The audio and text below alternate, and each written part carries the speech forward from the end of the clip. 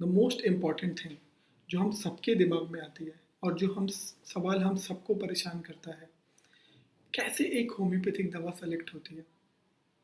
As a patient और as a doctor हम क्यों इतने सारे सवाल करते हैं, और ये सारे सवाल यूजुअली हमें दवा तक जाने में हेल्प कैसे करते हैं।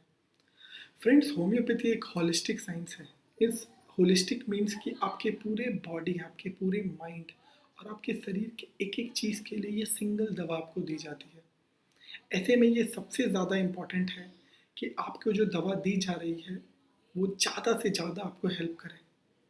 कुछ डॉक्टर्स ऐसे होते हैं, कुछ डॉक्टर्स यूजुअली सिर्फ कॉज और मेंटेनिंग कॉज पे दवा प्रिस्क्राइब करते हैं, और कई बार उनका रिजल्ट बहुत अच्छा होता है। कई सारे doctor generalities, craving, aversions, pathophysiology of disease पे मेडिसिन प्रिस्क्राइब करते हैं। कई केसेस में आपके पास बहुत strong past history of patient या फिर डिजीज हिस्ट्री या मोडालिटीज होता है और आप उस पर प्रिस्क्राइब करते हैं। पर इन सारे केसेस में ये बार बार देखने को मिलता है कि कई बार रिजल्ट बहुत अच्छा होता है, बट कई बार उतना अच्छा रिजल्ट नहीं आता।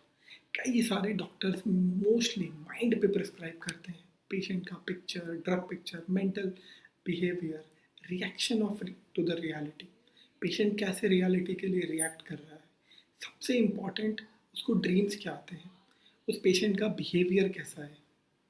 पर फ्रेंड्स, किसी भी एक चीज़ पे अपना प्रिस्क्रिप्शन बेस करने के बजाय आइडियली हमें अपना प्रिस्क्रिप्शन इन सारी चीज़ों पे बेस करना चाहिए। As a patient and as a physician हम सबको ज़्यादा से ज़्यादा ये ध्यान देना चाहिए कि हम इन सारी चीज़ों पे दवा प्रिस्क्राइब करें।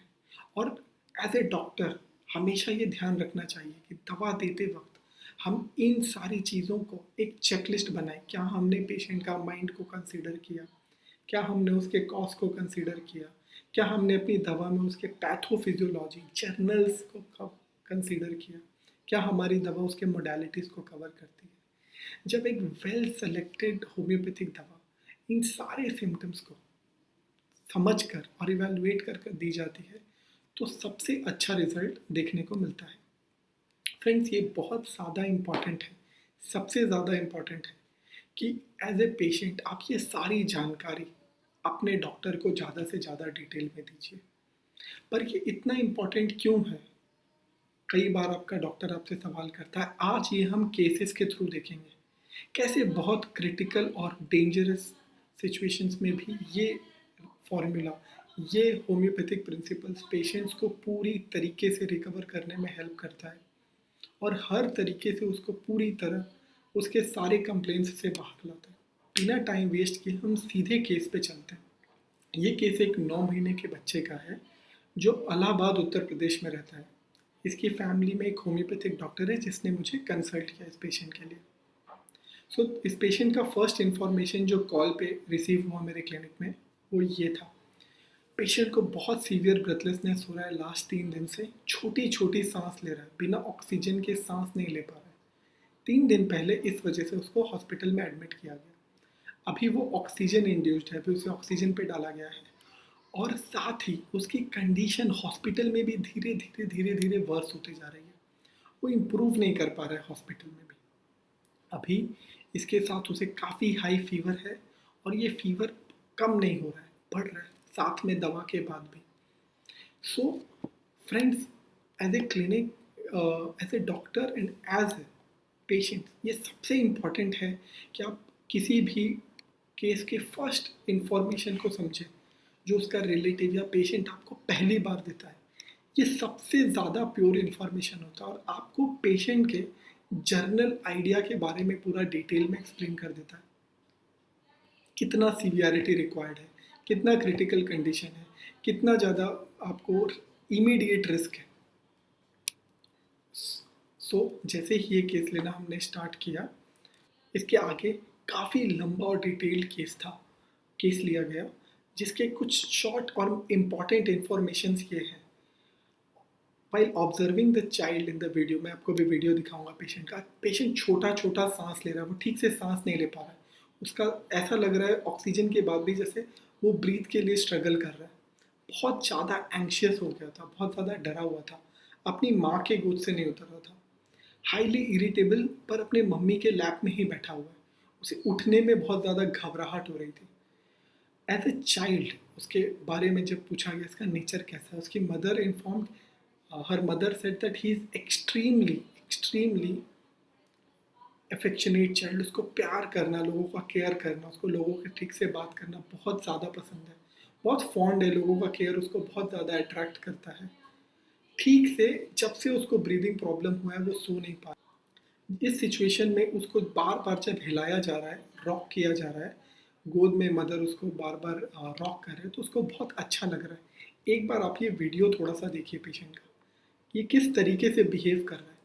माय फ्रेंड्स, ऐसे केसेस में जो पेशेंट बहुत दूर है, इम्पॉर्टेंट केस है, हॉस्पिटल में एडमिट है, यहाँ पे आपको अपने गट्स से और फिजिकल ऑब्जर्वेशन से साथ साथ पेशेंट का टोटालिटी से प्रिस्क्राइब करना सबसे ज़्यादा इम्पॉर्टेंट है, क्योंकि यही चीज़ें सबसे ज़्यादा हेल्प करती हैं आपको रिजल्ट देने में। तो neatly observe this.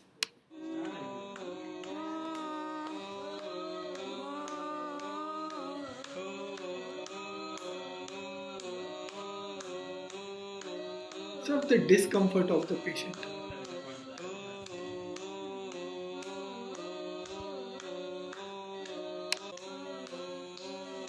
So he was on oxygen and spite of that उसको ब्रीदिंग में काफ़ी डिफिकल्टी हो रही है, रह रहे कि उसका सांस का दिक्कत आ रही है उसको। तो ये उस पेशेंट का ऑब्जर्वेशन था। साथ ही वो कोई भी चीज़ खा नहीं पा रहा था। मिल्क जैसे ही उसके मदर उसको पिला रहे थे वो वॉमिटिंग कर दे रहा था। Temperature in spite of being in hospital is not going down. बीच बीच में वार्म वाटर ड्रिंक करने के लिए ही was asking for. Patient is highly chill, उसे बहुत ज़्यादा ठंड लगता है और वो ठंडी चीज़ें आमतौर पर बहुत ज़्यादा खाना चाहता है। जब से एडमिट हुआ है स्टूल पास नहीं किया है, और उसकी एक्सरे में उसका जो लंग्स का लोअर हिस्सा है, जो कॉस्टल मार्जिन है और लोअर लोब है, वो पूरी तरह ओपेक है। इसका मतलब पेशेंट को बहुत जल्दी रिस्क आ रहा है निमोनिया डेवलप होने का। और अगर इस कंडीशन में इमीडिएटली हम 3 दिन से, बिकॉज वो हॉस्पिटल में है, फीवर है और अगेन ब्रेथलेसनेस हो रहा है, इन स्पाइट ऑफ दैट अगर हम अभी तुरंत एक्ट नहीं करें उस पेशेंट पे, तो इन्फेक्टिव निमोनिया होने का बहुत ज़्यादा चांस है और पेशेंट को फिर क्रिटिकल कैटेगरी में चला जाएगा। सो हम इससे पहले कि आगे बढ़े थोड़ा सा निमोनिया के बारे में जानते हैं। निमोनिया आपके लंग के सैक्स जहाँ पे हवा भरा होता है वहाँ पे पानी भरने के इन्फेक्शन को कहते हैं। तो किसी भी इन्फेक्शन की वजह से जब आपके बॉडी में लंग्स के एयर सैक्स के बीच पानी भर जाता है तो इस सिचुएशन को निमोनिया कहा जाता है।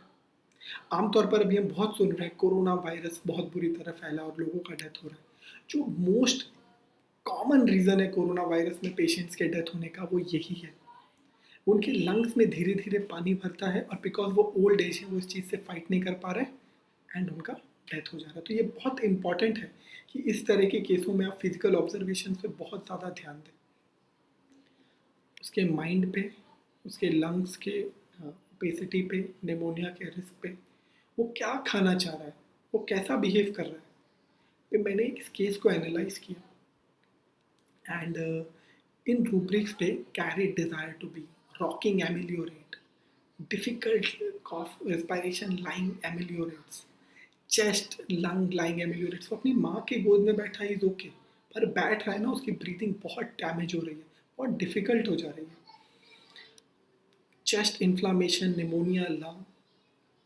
सो जो मोस्ट कॉमन रेमेडी हमारे मटेरिया मेड का, यानी एज ए डॉक्टर हम अपने स्क्रीन में देखते हैं, that is phosphorus and Kalika.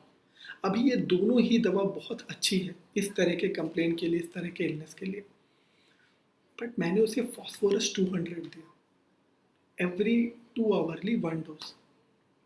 मैंने बहुत जल्दी जल्दी रिपीट किया बिकॉज ये बहुत इंपॉर्टेंट था कि इस क्रिटिकल कंडीशन से उसे से जल्दी बाहर निकाला जाए, और ऐसी कंडीशन में फ्रीक्वेंट रिपीटेशन बहुत ज़्यादा इंपॉर्टेंट है। Immediately 12 hour after the medicine उसका फीवर पूरी तरह चला गया। उसका ब्रीदिंग अभी नॉर्मल होने लगा, बट जैसे जैसे और समय बीत रहा है, 1.5 घंटे बाद, 2 घंटे बाद उसे बीच बीच में ऑक्सीजन की ज़रूरत पड़ रही थी। कॉफ कंप्लीटली चला गया, बट रिस्क ऑफ निमोनिया अभी भी है। रिमेंबर हमने एक्सरे में देखा कि पेशेंट का लंग पूरी तरह ओपेक है, लोअर लो, तो निमोनिया का रिस्क अभी भी था और ये पेशेंट फिर से क्रिटिकल हो सकता था किसी भी टाइम पे। सो मैंने दवा कंटिन्यू रखा एंड आफ्टर 28 आवर्स अब पेशेंट पूरी तरह नॉर्मल था बिना ऑक्सीजन के, बहुत प्लेफुल था और उसे हॉस्पिटल से डिस्चार्ज कर दिया गया। So let's see in this video, this is after 12 hours. बिल्कुल बैठा अपने से और आसपास जो चीज़ें पड़ी हैं हॉस्पिटल में जैसे बच्चे करते हैं, destructive behaviour, playful behaviour, curiosity start. तो is the same child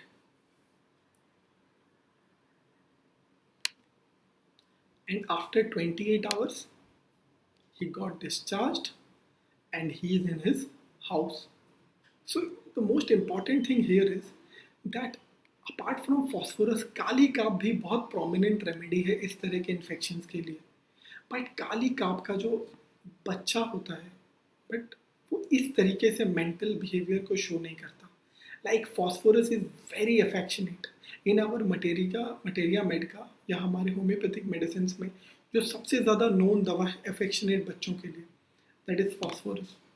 so इस दवा को देने में मैंने सारा टोटलिटी कंसिडर किया, उसका माइंड, उसका बिहेवियर, वो किस तरीके से, उसकी मोडालिटी क्या है, वो एग्जैक्टली क्या बिहेवियर दिखा रहा है अभी, क्या मोडालिटी से वो बेटर हो रहा है, सबसे ज़्यादा उसकी पैथोफिजियोलॉजी क्या है और एग्जैक्ट पैथोफिजियोलॉजी कहाँ पे है को जब हम कंसीडर किए तो सिर्फ एक दवा से अप्रॉक्सीमेटली 28 आवर्स में this child got discharge from the hospital. This is phosphorus when rightly selected and so this is very important कि हम दवा देते वक्त either mental, either physical, either modality को ध्यान ना देकर सारी चीज़ों में एक साथ ध्यान दें और सारी चीज़ों को अपने प्रिस्क्रिप्शन में कंसीडर करें।